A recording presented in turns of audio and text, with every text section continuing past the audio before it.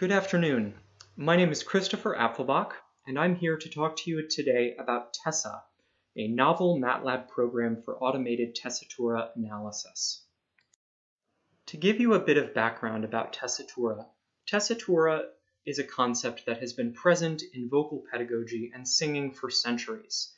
The Grove Dictionary of Music defines tessitura as the part of a vocal, or less often instrumental compass, in which a piece of music lies, whether high or low, etc. The tessitura of a piece is not decided by the extremes of its range, but rather by which part of the range is most used.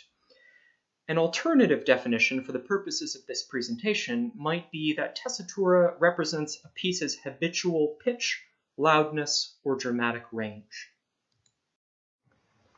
Now, why is tessitura important? Well, many of the factors that I just listed, like habitual pitch, loudness, and dramatic range, are among the most commonly cited factors by voice teachers and singing voice specialists when choosing new repertoire for their students and clients. It's generally agreed that matching a singer's tessitura with a song's tessitura yields the most effective vocal demand response. That is, matching a song's vocal demands with a singer's innate or trained vocal capabilities allows them the best chance to approach that vocal demand in a biomechanically efficient and healthy way. And out of an abundance of concern for eliciting this most effective vocal demand response, various tessitura classification schemes and taxonomies have arisen over the centuries in nearly every vocal tradition. Classical singing, for example, has the Fach system, among other classification systems. Musical theater has typecasting, and CCM, jazz, and other contemporary styles, although they do stray away from categorical classification schemes, still use descriptive characterizations like octave ranges or comfortable pitch ranges in order to describe a voice's capabilities. With the importance of tessitura firmly in hand, I hope, this begs the question, how do we understand tessitura? How do we analyze tessitura? One of the solutions that has been proposed over the years is the concept of a tool called the tessituragram. Now, this tool was cited as early as the 1980s by Richard Rostall and Stefan Thurmer, and then later expanded by Ingo Tietze and others in the mid-2000s. Briefly, tessituragrams sum note durations at each pitch and then display these durations graphically. If we look at Richard Rostall's example on the left, we can see that he's taken every pitch class present in the piece of music that he was analyzing, and over the course of the piece, he has taken the number of quarter note beats present at each pitch and then summed them together in a neat table format. The problem with this kind of hand analysis, while useful and informative, is that it's incredibly time-intensive, and that makes it impractical for voice teachers, musicologists, and singing voice specialists to use it with the singers who need it most. One potential solution that we might have for issues of speed or time intensiveness is to institute computer programs, which can do many of the things that we can do by hand, but at much greater speeds. This is where the novel MATLAB program Tessa comes in, and I hope that it represents a new way forward for tessitura analysis. So the broad project overview of Tessa is that it is a MATLAB program that automates tessitura analysis of digital sheet music in the open source MusicXML format. Now, this MusicXML format has been increasing in popularity over the last decade, in part because it's so similar to existing XML formats. It's also nicely convertible from Sibelius and Finale formats. If you have sheet music files left over from some of those other music notation software packages, it's no trouble to convert it to MusicXML files. The ultimate goal of Tessa, of course, is to reduce the time required to perform tessitura analyses from the days that it currently takes to the minutes that it takes with Tessa. And to accomplish this goal, Tessa executes three major functions. The first, it converts MusicXML files to MATLAB files. Second, it reads and compiles all of the musical data contained in those converted MATLAB files. And then in the third step, performs analyses on those compiled data, including histograms, box plots, and other summary statistics. I've included a link to the GitHub repository where all of Tessa's instructions, documentation, and program files are hosted. It is my intent that Tessa remain a tool that is free to use, modify, and distribute with proper attribution under the GNU General Public License. So as an example of some of the things that Tessa can do, I've taken the opportunity in the following slides to analyze Gute Nacht, which is one of the songs from Franz Schubert's famous song cycle, Winterreise.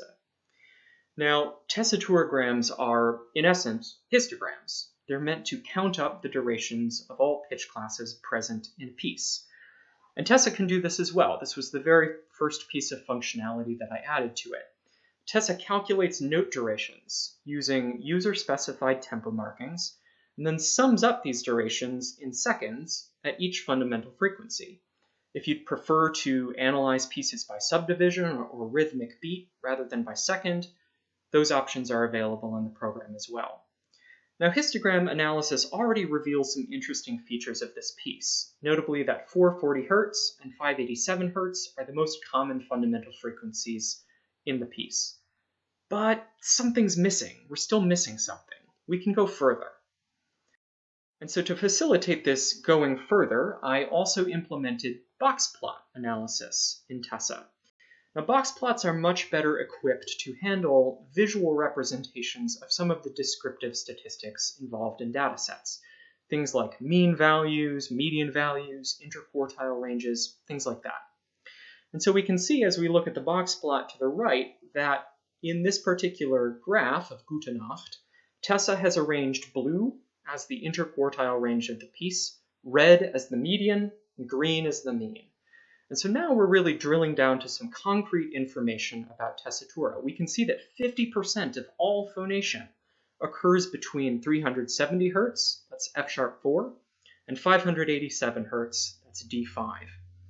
We can also calculate medians and means, and these give us some estimate of the skewness of the dataset. In pieces where the mean is significantly higher or lower than the median, that indicates that the fundamental frequencies of that piece skew in the direction of the mean. Other useful indices that Tessa can calculate are percent time spent voicing. So this is calculated by taking the voicing duration and dividing it by the total duration. And you might think of this as an index of vocal demand. It estimates the density of voicing, whether the singer has any opportunities to rest or stop singing, or whether the vocal part just continues to drive forward uninterrupted until the end of the piece. Another useful index that Tessa can calculate is the estimated vocal fold cycles.